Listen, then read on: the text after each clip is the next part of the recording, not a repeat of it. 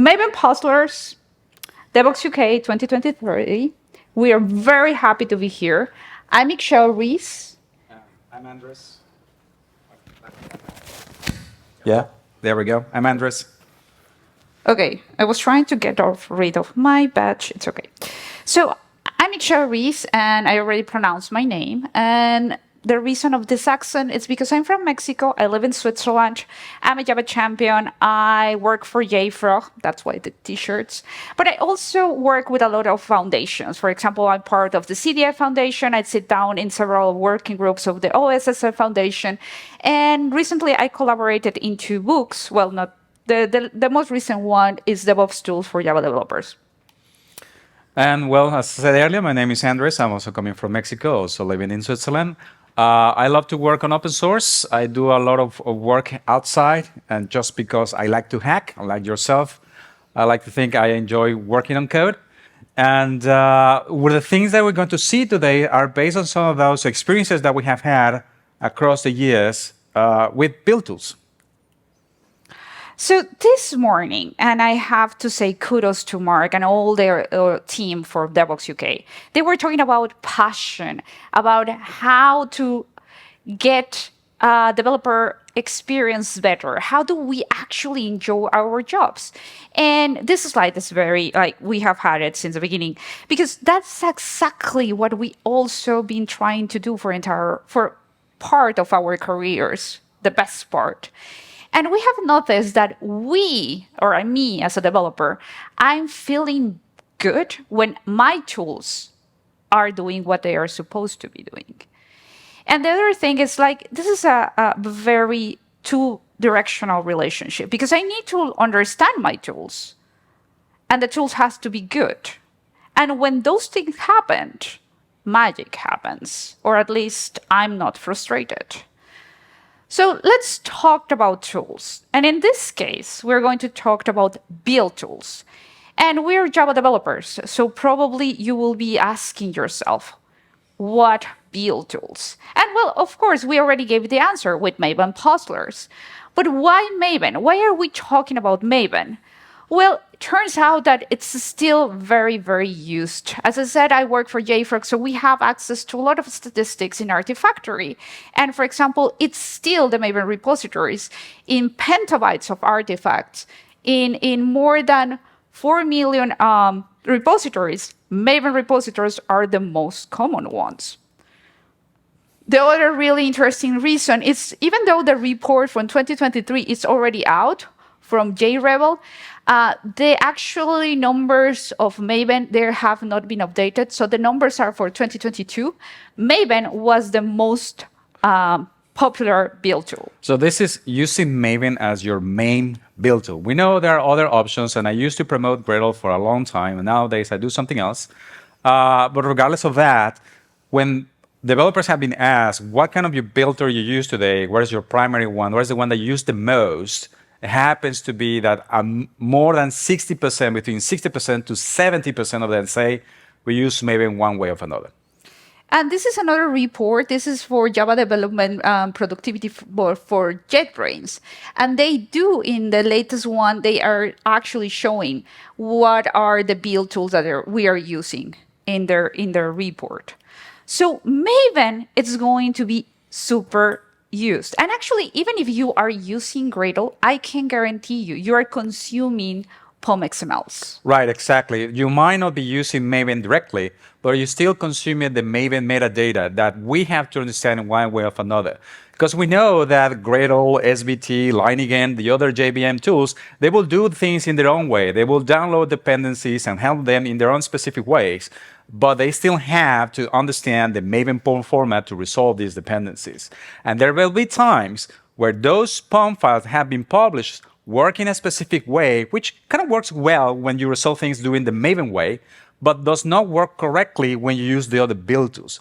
So we will have to either come up with workarounds when using the other build tools, or convince the people that produce the POM files to do some updates so that it works much better among all other build tools. So it doesn't matter really at the end of the day what you're using. This is something that you will be facing by choice or because you need to. So if you haven't seen the Apache Maven project, it's that. If you have seen, we have QR codes. The slides will be online. And if you follow those QR codes, you will land exactly what we want you to land. So let's talk about jars. Yeah, but not those jars. Yeah. Well, the other thing that is really interesting is we are going to talk about dependencies. And dependencies are not all the same. And we faced what we usually call the dependency resolution hell.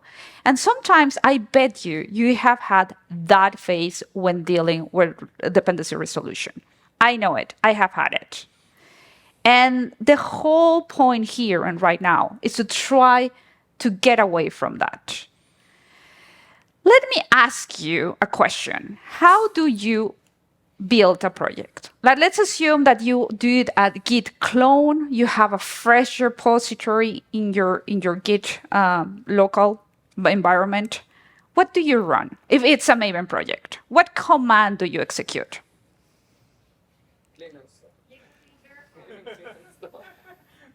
Yes. Maven clean install. If I let this guy talk right now, we can stay only on the rant about why Maven clean install is a bad I could idea. do a whole conference, and not just one session, but a whole day about why Maven clean install might not be the best thing to do all the time. And he has the story even graphically to say that, but we will spare that one. So Maven verify. And Maven clean install works in some cases, but they're the very, very few. For the rest of the cases, Maven verify, it's more than enough for you.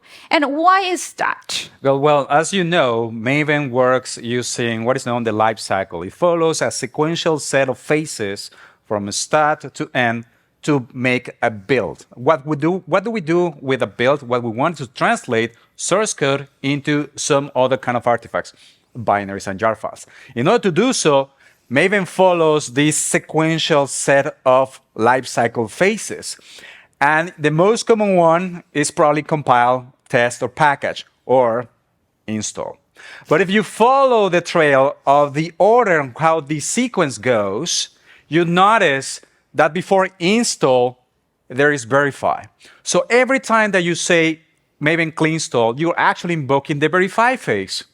So the verify phase does everything before until package, and it also runs your integration test cases. Install is only concerned with the following, which is once you have built some artifact, a jar file, POM file, zip file, whatever it is that you have built, it's going to copy that and put it into a Maven local repository. So move it from one place in the file system into another. But everything else that happened before was happened just because of package, for test, or for verify. So if the only thing that you need to do is make sure that your project is building correctly and that the tests are working correctly, then just do verify up to that bit. There are cases where your test cases may rely on resolving artifacts from a Maven repository. Maybe it's remote, maybe it's local. In this case, of course, it makes a lot of sense to use install. Maybe other cases where you have two projects that have no relationship whatsoever. There's no common reactor. So you need to push the artifacts from one project, the producer, to be consumed by the other. Of course, then you have to do install. There are ways around it, but I'm going to leave it here because the run starts to get longer. Do Maven verify first, and most of the times it will do the right thing for you. And what it doesn't is because one plugin is not doing the right thing for you, and then that's a good thing to say, oh, I'm going to file a bug. And then, of course, you can turn into install so you can continue in your merry way. But what actually the topic that we want to discuss right now is the dependency resolution graph. And a dependency resolution graph looks like this. That's my graphic, so I'm very proud of it, even though it doesn't look really nice. But what I try to illustrate here is what happens if we are importing actually the same version. The same version, well, there's not a problem. No, the same version, not a problem. When you have the same dependency coordinates, I mean the group ID and the active ID, but a different version, right? So that could be this red dot here. This will be perhaps version 1, and this is version 2 of the same dependency. So that is when we start having some small issues. And let's see if this actually works. Yes, it works. So when I said that it was going to be totally interactive, it's because I really want you to scan this QR code, and there's going to be some questions asked about it. So I will give a little bit of time, but the code and the number and even the QR code will stay there. Just go to mentimeter.com, and the code is right there. The QR code is there. Or scan the QR code. So there are first very, very warm-up questions. How do you install Maven? Homebrew, manually, SDK man? I don't know.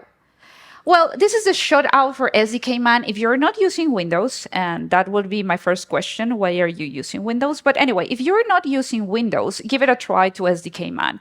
SDK man, let me tell you, for Java developers, you can even run different versions of Java in different terminal windows and several other projects that they actually help you manage. So if you are in the other operating systems, give it a try. So for those that have chosen the manually option, what do? You locate the zip file from some place, download it, unpack it, configure environmental variables, off you go. And you have to do this every single time you want to upgrade to a new version. Well, the package managers offer automation on top of that, so you don't have to manually all these things. So doesn't matter which package manager you choose, pick one, and that will help make your life much easier. We recommend to use SDK Man because it gives additional capabilities, multiple versions at the same time, whereas Homebrew and the others is just one version at a time. Okay, the next. Which one? The Maven wrapper. But then how do you bootstrap the Maven wrapper? You need Maven to bootstrap the wrapper. No, you need Java only. After Git Cloud, you need only Java. That is if you have a project. Yes. But if you're starting afresh... Yes. If you haven't even created, if you don't have the executable, then... But no. But we'll come back to the Maven wrapper. It's coming. It's coming. Okay. Yes. So, just so you know, there is currently a vote going right now for Maven 3.8.392. That will be the next version. Now, funny thing is that when we made this slide, this was done a month ago, there were 3 concurrent versions of Maven at the same time. 3.8.8, 3.9.1, and 4.0 Alpha 5. So if we thought that Maven was slow, well, guess what? The whole team is now pushing more releases. So I'm happy to see here that a lot of people are in the latest release, which is 3.9.1. So this is kind of like we're trying to get close to 4 by breaking some things. 3.8.8 is a conservative way. This was very common, 3.6.3. And if you are using an older version, why? I know some organizations are slow to upgrade, some others cannot upgrade. As much as possible, try to convince your team to upgrade as soon as you can to the latest releases. And let me tell you, when we're talking about the different versions does matter because the versions, they are linked to a superpom. And there are some things in superpom that are defined. So fixing out the version, knowing what version you're using is not only to have a warm-up question. It's really important. We will explain a little bit more about the superpom. Who knows what the superpom is?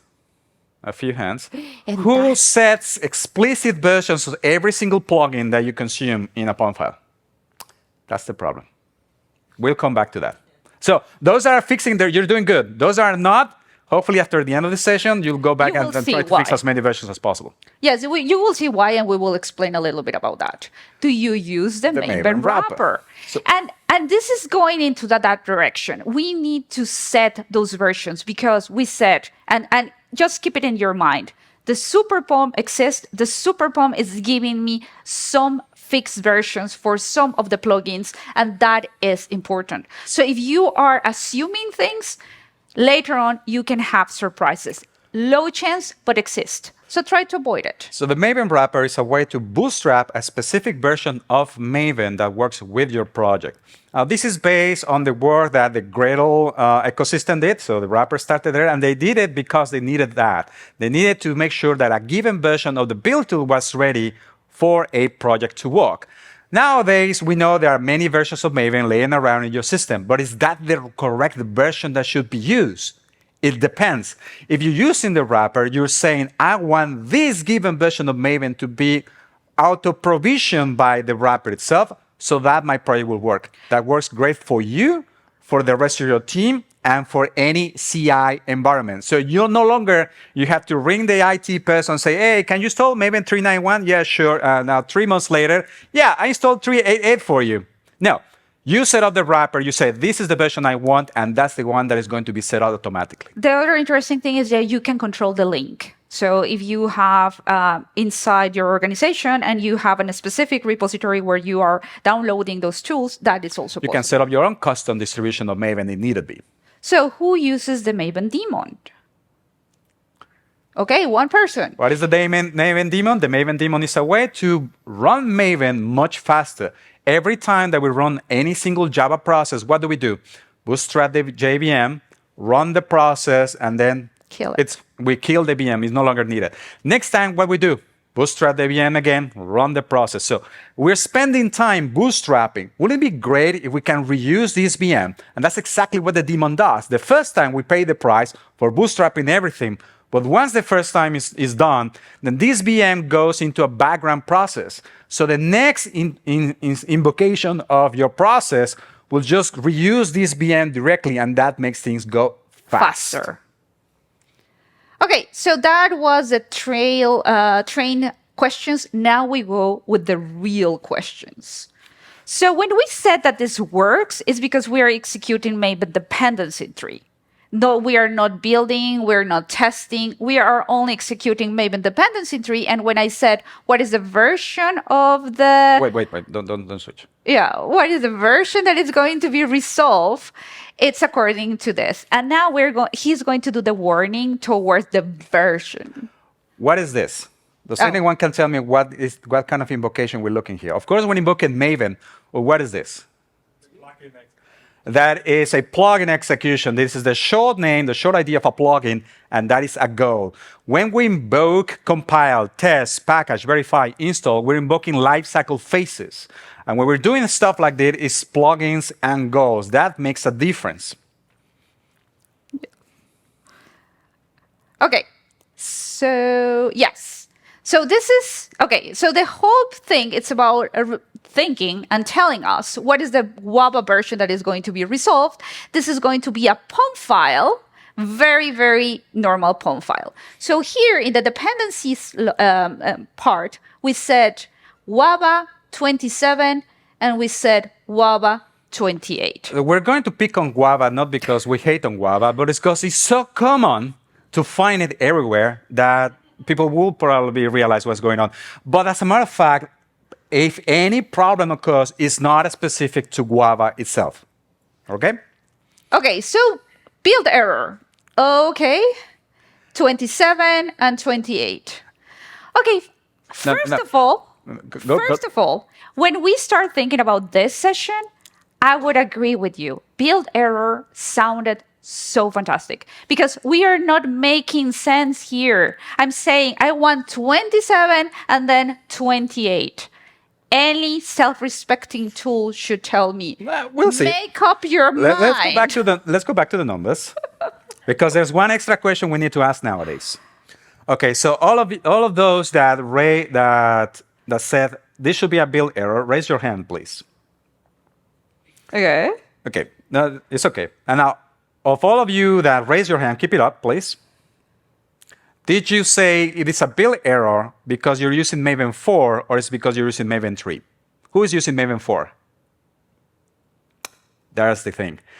So this particular issue, it's a problem depending on the given version of Maven you're using. If you're using Maven 3, I kid you not, this is not a build error. No. It's a warning. It's a warning. But if you're using Maven 4, that becomes an error because it's a problem in your configuration to having duplicate versions. Well, I mean, duplicate configurations for different versions. So it's actually going to be 28.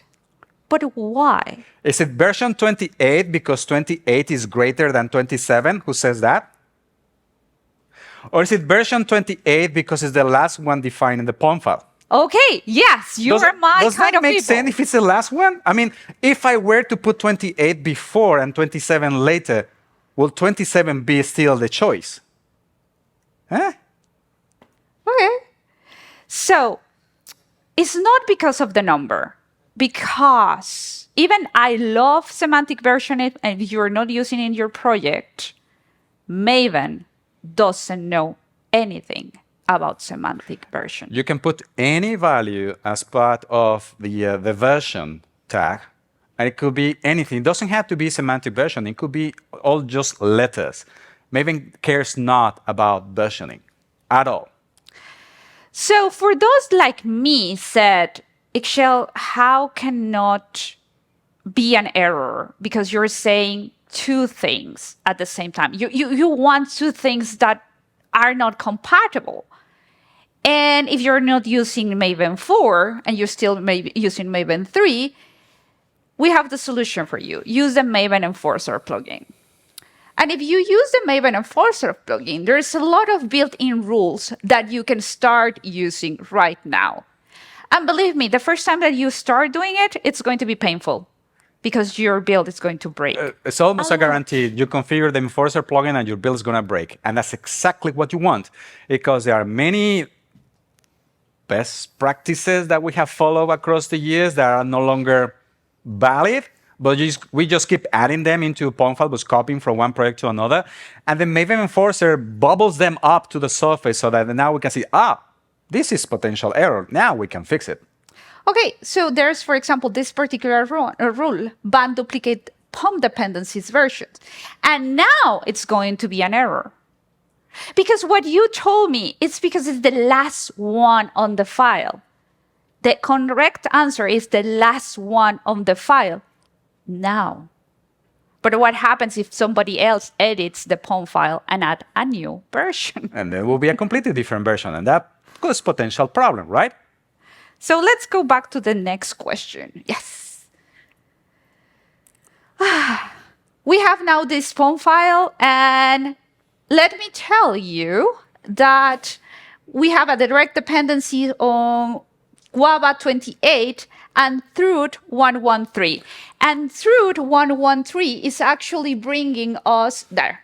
This brings a different version of Guava as a transitive As a one. transient dependency. So now we can have 30 or 28 or, yes, 20 or 38. Interesting choices. Okay. So I'm happy to report that most of you are right. Right. So a direct dependency like this, explicit dependency, will always win over any transitive dependencies, no matter where in the graph they are found. Yes. Here it doesn't matter if the first one, the second one, or which part of it. So we already said, sadly, Maven doesn't understand semantic versioning. We actually asked Robert back in 2020, Andres asked Robert back in 2020, and no, it doesn't. So Robert is the former PMC chair for Maven project. So at the time he was the chair.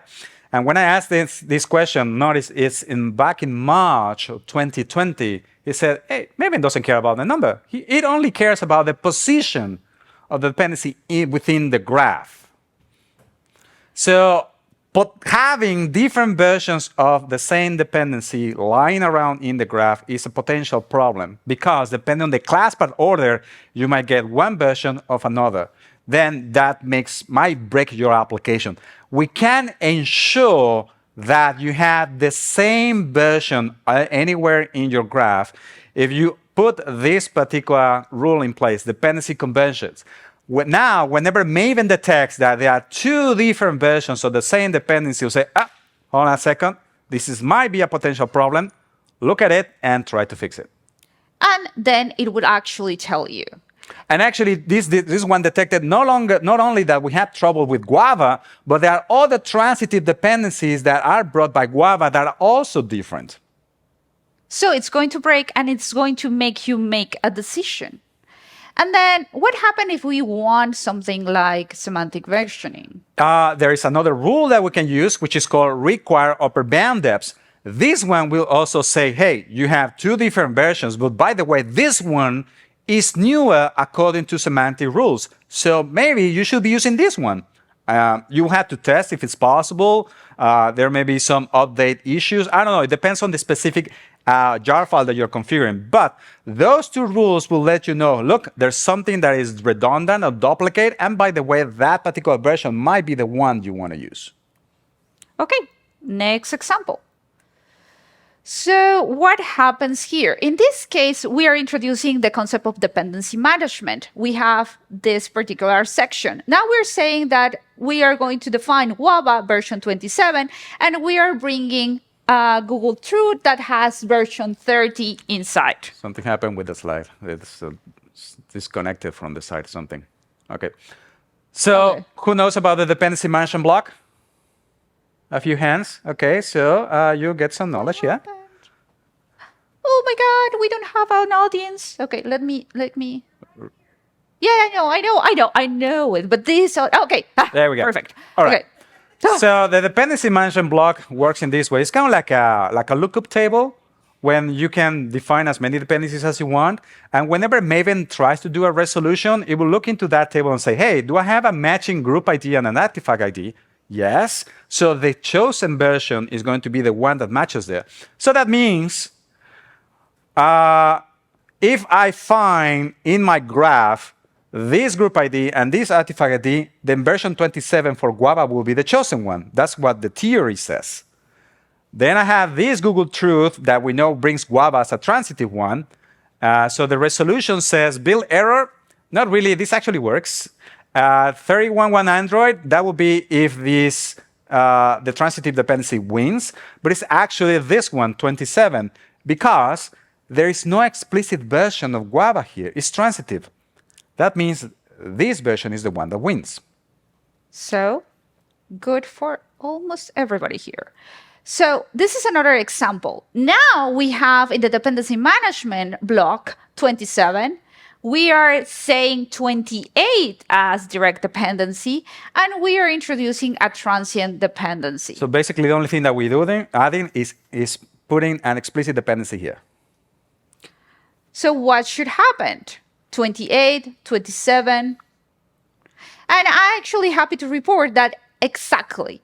Direct dependencies are the one that are always going to win. Because even though we have this lookup table, as long as we have one explicit dependency, no matter where in the graph, that one is going to win.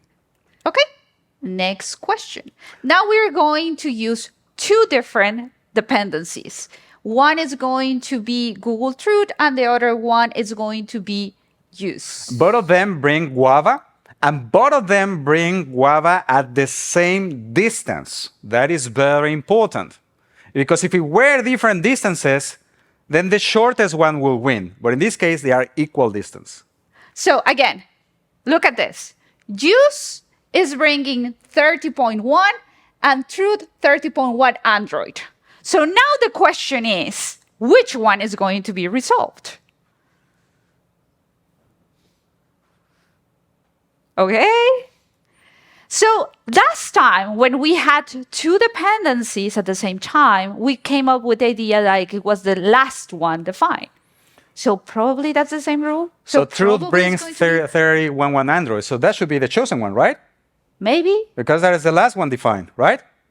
And both of them are the same distance, right? Right? I mean, we're making sense. And most of you think, yeah, that's correct. It's No. not. Because in this case, when it comes to transitive dependencies, The other way around. It's the first one that is The found. first one. the first one that is found that is closest will win. No matter if the direct one that brought it as a transitive is the first or the last one. So, transient, the first one. direct, the last one. If you don't want to keep track of places in a file, use the Maven Enforcer. Use Enforcer plugin, and it will immediately tell you, no matter if it's direct or transitive, hey, there's a problem here, fix it. Okay, now the question is, it's the same as before, but now we have a dependency management. Actually, we made one little change. We switch these dependencies. Now, juice is later, and truth is first. But the other change that we did was add the dependency management block. Okay, yeah, they got it. Like, because both are the transient, it's going to look into the catalog, so we have the dependency Perfect. management. Thank you Good. very much for that. See, I told you we were going to learn something about dependency management. Yeah. Now we're going to talk about parent pumps. We're going to the next section. Family, those... Because it's easy to reason about a single POM file. What happens when you have more than one POM file? Oh, of course. Then things get more interesting.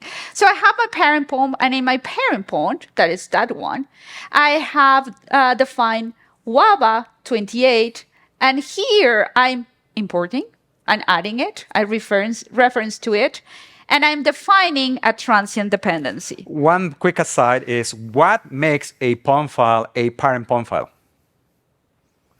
Look at this. Does it say something about having children? Nope. No. The parent doesn't know its children. Is the child the one that claims the POM as a parent? That's very important. So, Andres, what is going to be the effective POM of this? So when we resolve a build, let's say we're looking at the build from the perspective of the child. This is the actual consumer. When we resolve dependencies, we have to look at the child, at its parent hierarchy, because, hey, here's a parent here, so we have to look at this POM, and then we have to look at the parent of this POM. Wait, what parent? There's nothing there. But there is one parent, the Maven super POM. Because even if it's not explicitly there, there's always one root parent for every single POM file. So when Maven comes around and says, I'm going to resolve dependencies, it starts looking at the child, this one, and says, oh, you have a parent definition. I'm going to read that parent definition, and moves into that parent. Then reads that parent POM file and says, oh, you don't have a parent. That's fine. I'm going to go and read the super POM and see everything that is coming by default. So do you know why with a very minimal POM file you can just build and create jars? That is because everything is coming from default, coming from the super POM. All the default configurations for the plugins. Okay, so there's no dependency on the super POM. Goes back into the parent, now is resolving the chain on the other way, and says, okay, the super POM gives me plugins, good. Now the parent gives me the gap coordinates and one dependency, good. It goes back into the child and says, oh, I have everything that you have resolved already. I'm going to continue appending what the child has said. And the child says it has one transitive dependency. Good. So this is the effective POM. What do we have? We have one transitive dependency and we have one direct dependency. We have seen this use case before. Which one wins? The direct dependency. The direct dependency. So who wins? 28. So for the 30.1, no, that's not true. So next one. Next one, it's almost the same. What we are adding a dependency management block. So now we have 26, 28, and the transient. And you have seen this more or less there. Because if we follow the rules, it's like, okay, we start parsing the child, then goes, oh, we're going to the parent, into all the ways until the super POM, and then come back. We end up with an effective POM that looks like a dependency management block, a direct dependency, and another direct dependency that brings Guava as a transitive. We have seen this use case before. Which one wins? The direct dependency. That would be version 28. So always the direct dependency is the one that is going to be resolved. Always. All right, next one. We have dependency management block on the parents and just a transitive dependency on the child. So which one is going to be selected? And I'm happy to report that yes, the dependency management block is going to win over the transient dependency. So, good. Next one. This is the final one on bomb on parents, if I'm not mistaken. Yes. So we have a dependency management block on the parent and a dependency management block on the child as well. What happens? Two different versions: 26 on the parent, 28 on the child, and the transitive dependency. that we What saw before. happens? So the father says something, the child says something. Who is right? Or we totally disregard everything. Another bill error. Well, it turns out no, it's not a bill error. Well, let me tell you that actually the one it's going to be is 28. Because in this case, for the dependency management block, it's taken as a suggestion. Because if you look again, look at the trail of the parent hierarchy. Child, parent, super POM comes back. The parent says, I have a dependency management block, so it puts it in the effective POM for now. And then when it resolves, the child says, oh, you also have a dependency management block. Oh, that's nice. And it has the same matching group ID and artifact ID. Oh, that's nice. So I'm going to use yours. So the child overrides what the parent has said. And that's why the child wins in this case, because they have the same matching group ID, artifact ID. But now we're going to talk about the last of our concepts. And this is the BOM. Does anyone know what a BOM is? Bill of materials. This is not for the S-bombs. This is not security thingy. No, but let me tell you, even if you don't use it, you consume it. Because if you're using Quarkus, Spring Boot, any of this, you are importing only one thing. And that is bringing many other versions. So that's actually what Andres is referring here. So I like to make a distinction about the types of bombs that you're going to encounter. There is no official definition for this kind of bombs. There is the library bomb and the stack bomb. A library bomb is, for example, a bomb that defines projects that belong to the same project. Case in point, JUnit. You encounter JUnit bomb, it defines everything that is related to JUnit and nothing more. Or the Jackson bomb, same deal. But then if you go into Quarkus or Spring, you'll find other bombs that say, I'm going to consume JUnit and Jackson and Spring and that and that and the other. So there are more dependencies beyond what is just Spring or just Quarkus. So those will be the stack bombs. And the project knows how it plays well with a specific version. So they are suggesting you to use that combination of versions in for that specific dependency. Regardless of the type of bomb that you encounter, you will consume them in the same way, which is what we're showing here. Here, this is just a regular bomb. The important bit about the bomb file is that it defines a dependency management block. The most important thing about it is that. That's the reason why they exist. And they can have multiple dependencies. If you look at the Jackson bomb and the JUnit bomb, you find like 20 odd dependencies here. And for to consume it, it's important that you say the artifact ID and the scope and the type. If you do not say type POM, then Maven will try to resolve a jar file. BOM files are just metadata. They don't have jar files associated with them. So look at the packaging is also POM. So this packaging must match that packaging here. And the second thing is that we're doing an importing. So it's like we're telling the consumer, that one, read this information and copy it over into this place. That's why we're doing the importing. And we're doing that again within the confounds of the dependency management block. So that's the only way that we can import BOM files here. Okay. So we have seen this case. We have a dependency management that says 28, and we have two transient dependencies. So I'm happy to see that everybody said, well, almost everybody, 28. Because the dependency management block is the catalog. When you have transient dependencies, it's going to go directly into the catalog. Well, because when we import in a BOM, it's like we're copying that dependency management block from somewhere else into our own definition. Now, what we have the same case. We have a dependency management block with 26. We have a direct dependencies 28. We have a transient dependency with 30. And we import the BOM file again. And we import the BOM file. So dependency management block here is 28. Explicit dependency is 26. Was it? No, 26 is the dependency management block. 28 is the direct one. And 30 something. Okay, so what do we get? Okay. That's a nice thing. There is a nice split here. Why? And actually, it's 26. Why?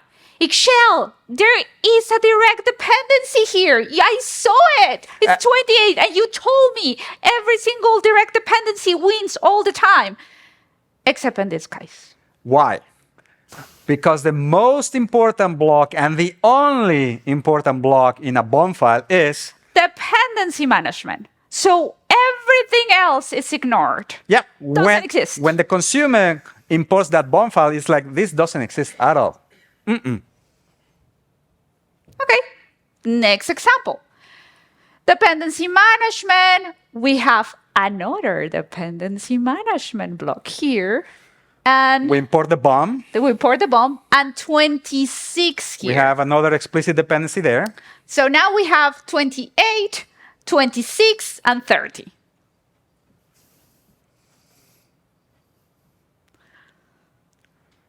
Huh. Okay, it's going. Well, but by this point, the transitive dependency should not be the one chosen. So now it's a toss between, is it going to be the one from the BOM, or is it going to be this one? Well, it turns out it's that one. Why? But not because it's the last one. It's not because of I that. could put this 26 up, and it will still be the chosen one. The reason why it's the chosen one is because it's an explicit version. If I were to put this dependency here explicitly, that will also win because we have seen this use case before. But this one wins over that one because this is explicit and is closer to the definition of the consumer than everything else. So think about, again, the child is right, the parent suggests. At least in this one, it's not the position. So the child can override most of the things coming from the parent. And wait, That was it? No, that's this. The last one is yeah. Yeah. So we have Sorry. go back. So this is the last question. So we have a BOM file again with a dependency 26, and we import the BOM file, and now we have an explicit direct dependency and a transitive dependency. So we have dependency management, we have direct dependency, and transient. And yes, this actually makes me always happy. Yeah. Because this is the most complex example that we can show, but you got all the rules right. Yep, this the time. direct will always win. But as you see, and this is the part that it's a little bit frustrating for me. We were talking a lot about the position. Who suggests this? Who suggests something? What is actually going to happen? And these are some rules based on a space on the file that I don't like. So that's why, for me, it's super important that we use other tools like the Maven enforcement plugin to avoid having to notice if nobody wrote a new entry in my POM file in the wrong position. Like, that is beyond my mind.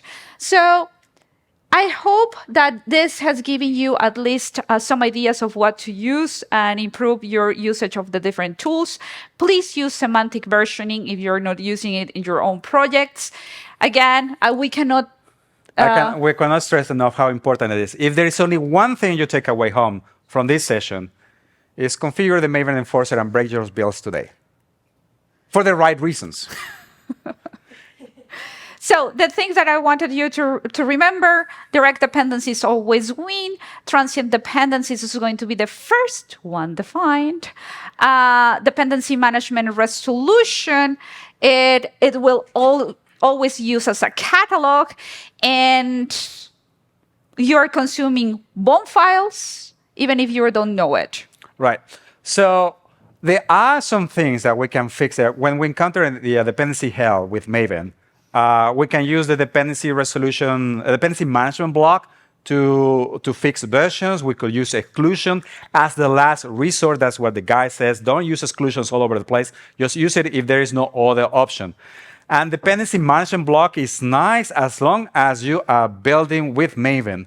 But that fix, whatever you do today in order to make sure that a transitive dependency has the right version using dependency management, only works for the project that you're building for the producer. The fixes that you apply to that project are not seen by any consumer. It's only here. So if you want these changes to be visible to the dependency graphs of the consumer, you will have to transform these transitive dependencies or some other fixes with dependency management into direct dependencies. There is a plugin out there called Flatten Maven plugin that can do a full resolution of all your dependencies and transform your producer POM into something that contains all the resolved dependencies. So all the fixes you apply here will be visible to the consumers. And fear not, the transformed POM is the one that gets published, but it's not the one that is checked into source code unless you want to do so. So we have the Enforcer plugin, and we also have the Flatten plugin that you may use in order to transform fixes in producers into consumers. And I want to reinforce this notion of dependency management because the other build tools, Gradle, it doesn't care about dependency management block. I mean, it can resolve it, but it does not generate POM files. It does not produce POM files that have dependency management block because they always produce POM files with explicit dependencies. That means if you're working in Maven and you're consuming POM files created by Gradle or the other build tools, you might not be able to apply all the fixes as you would do if that POM file was originally created with Maven. So knowing your way around the different things that you can write in a POM file and the consequences of the different XML elements when you're doing resolution makes a lot of sense. So spend some additional time with these rules if there is something else that needs to be done. If you're using other build tools, also try to find out what these tools do when producing POM files, because at some point you will have to fix something, and you don't want to do it on a Friday afternoon because dependency hell. Here is the QR code for the repository where all the questions and answers are. So if you want to play with them or run the Maven dependency tree, and also check the difference with the new version of Maven.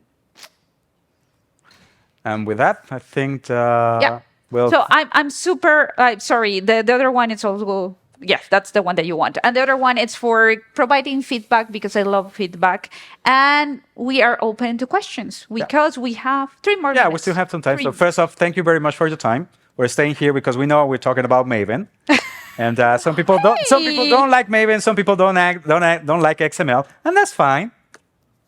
Okay. Well, thank you very much.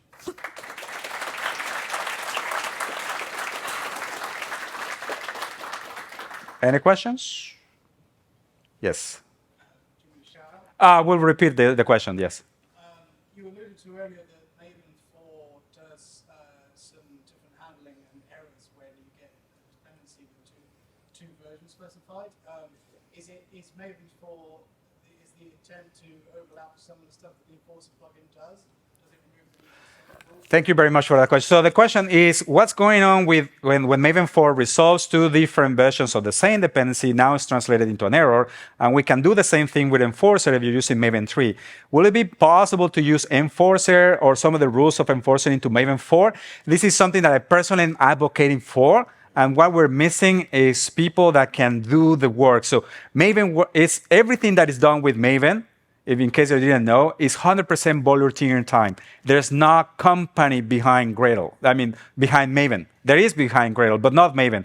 So everything that is done with this build to that 70% of people in the world use in the Java world, is just volunteer. Will it be great to have Enforcer rules added into Maven 4? Yes. Do we have time to do it? Likely. Can we do it? Hopefully. But if we are not able to make it for 4.0 final, I will continue to advocate it so that it may be for 1 or for 2. But definitely makes a lot of sense in the future to have some of the most common rules in the Enforcer plugin be added into core. So yes, they are thinking. There was even some discussion in another conference in a session with Hervé, who is here if you want to talk to him. And they were all, we are all discussing about adding, for example, Maven Enforcer plugin into the super POM, which means that it's going to be probably more easy to configure the rules in our POMs. Yep. So yes, they are really happy, but the Maven project is also not one that takes like really decisive decisions that affects a lot of projects. It's the Apache way. You have to have consensus. There was another question? No? Yep. I think this will be the final question. Just for the enforcer plugin, you always have the possibility to use it as an extension. You don't need to configure it in your POM if you want to keep it small and concise. You can also use the Maven extension to configure the enforcer plugin. Right. So you can use it as a Maven extension, but it's something that you explicitly must define either in your consumer POM or in somewhere in the parent hierarchy. So this thing will be the idea will be that the enforcer is just there because it's part of the core, that you only need to activate in case that you actually want it. Configure the, yeah. Yeah. But yes, thank you very much. Yes, as an extension, yes. And it may be even in the super POM. So plugin. we're sorry, we're No, out but of there was time. another one. Just There was one another final one. question quickly because we know the other speaker is coming. Yeah. I'm discovering the enforcer plugin, and I certainly use it on a new project. But are there ways to use it with too many option activated, which turn one air into another one?